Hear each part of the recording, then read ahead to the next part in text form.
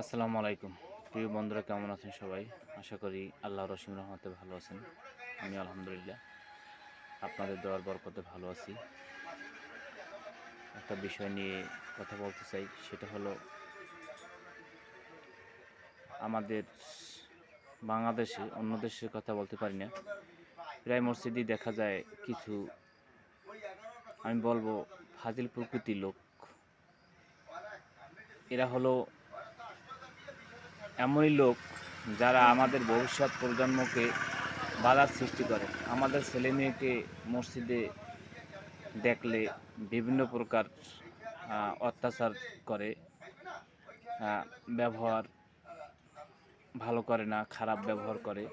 তো দুদিন আগে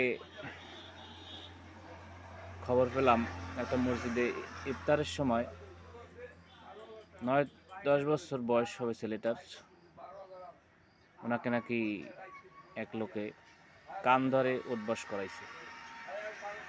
তো এটা ঘৃণাজনক কাজ আমি মনে করি।